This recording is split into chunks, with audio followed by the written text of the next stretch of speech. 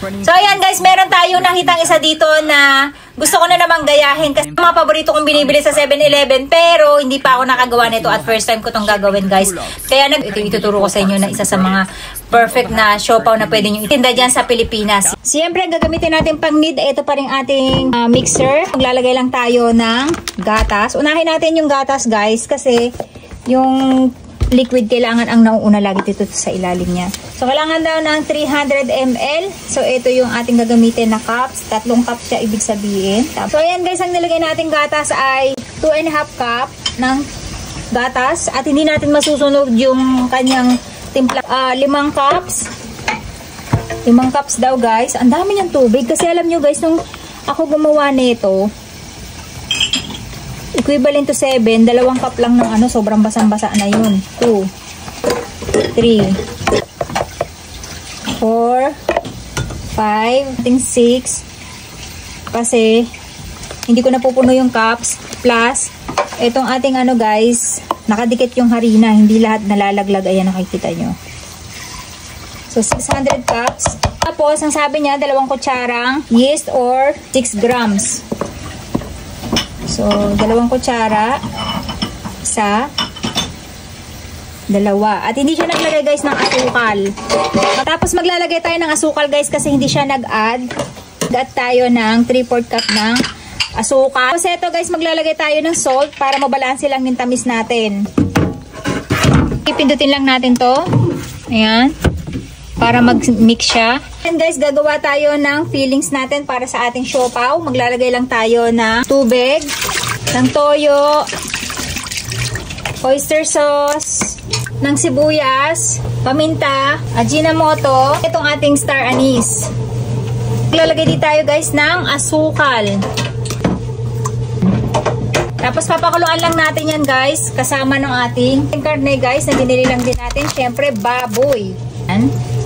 May tipak pero wala kasi yung tipak na gusto ko, puro laman. Dapat may taba para medyo mas masarap. Ayan. Tapos papakuluan lang natin yan maigi. Ito guys yung ating garlic paste, konti lang. Baka maiba yung lasa niya, mag-adobo. Hindi, maglalagay lang ako ng isang plum guys kasi para ito na yung pinaka-balanse nung tamis at asim niya. Kasi pag sukay nilagay natin baka maging maasim. Okay.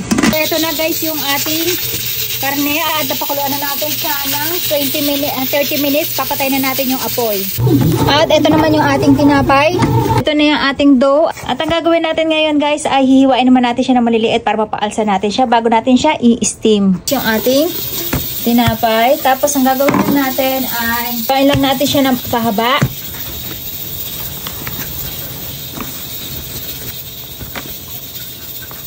Okay. So ito guys, papahabain lang natin. Ayan. Lagyan lang natin siya guys ng mantika dito sa kanyang gitna. Tapos, saka natin nilalagay dito sa ating parchment paper. At, pag ganyan natin siya, i-bake. Ayan, nakaganyan guys. Okay. Tapos, hindi pala natin siya i-bake. I-steam pala natin siya. So, ganyan yung itsura niya guys. Saka natin iti-place dito. Kita nyo, mainit lang yung tubig natin. At, papasingawan lang natin yan ng at least 30 minutes bago natin siya i-steam. So, ganyan yung itsura niya guys. Hindi pa siya alsado. Hihintayin pa natin na umalsa yan ng konti. At saka natin siya sisindihan.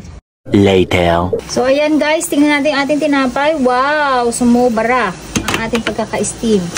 At sumobra yung ating pagpapahangin. So, sobrang laki. Dumikit na dun sa ating Wow! Look at this. So, kailangan guys matanggal natin siya kasi magmo-moist yung ilalim niya, magiging basa yung ating tinapay. Hey, look! Ang gagawin lang natin ay bubuksan lang natin to dito. Look at that guys. Tapos naalala nyo to, yung baboy na niluto natin. Ayan guys, yung papalaman natin. Gagawin lang natin. Guys, ang mahal nito dito pagka binibili to. Ayan. Favorite ko tong binibili pero 700 yen. Napaka niya pricey. Ayan. Galawin lola nyo. Kailangan natin siya ng konting sauce. Actually dapat malapot to. Ganyan. So ito guys yung ating manju. Kakasilaw. Sakit sa mata.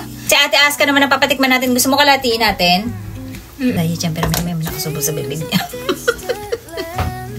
So, ayan guys. Papatikman naman natin sa kanya. Kasi busog pa siya kanina kaya hindi niya tinikman agad-agad. Yung tipong, kailangan hawakan mo siya ng ano kasi sandwich siya eh. Wow. Amay di mo umayo. Maso. Diba? Itakimasu. Ay. Ang sarap. Ano to? Sarap diba? Sarap. Damit mo bakit pumatak? Sobrang sarap diba? Sobrang sarap guys. Ano ba de ichibang oishi desho? Niku no naka de. Nico mo oishi shi. Ato yung manju no. Manju Style talaga. mo mushiroi. Uriru to mo anay? Grabe guys. Pag yan nabenta, magkano? Ganyang kalaki. Ano dekai no? 800円ぐらいじゃないの? ね。うまいよね。肉がでかいもん。あと誰でも買うでしょ。この美味しい。うまい。唐揚げよりこれ肉の方がいいかな。Kanina yung kinakain namin. Walang lasa. Manghang lang. Kinakain namin kanina guys, yung yung jellyfish. Hindi siya masaya. Napakalungkot ng mukha niya kasi wala nga lasa. Tapos ang angang pa ng sauce. Pero ito, tingnan niyo yung karne. Yung mukha niya, kumikinang yung mata niya, di ba? Pag karne. Tsaka super sarap talaga guys, promise.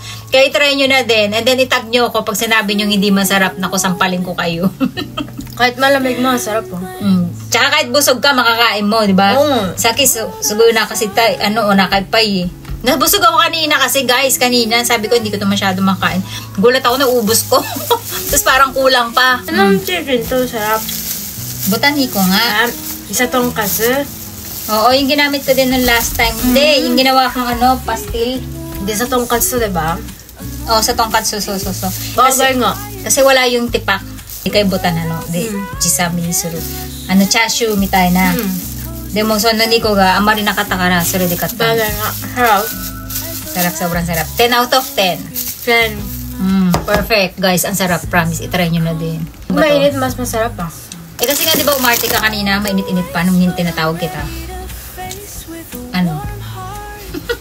Pero iba talaga guys, kapag kakarning kinakain niya, may kinang. Sarap.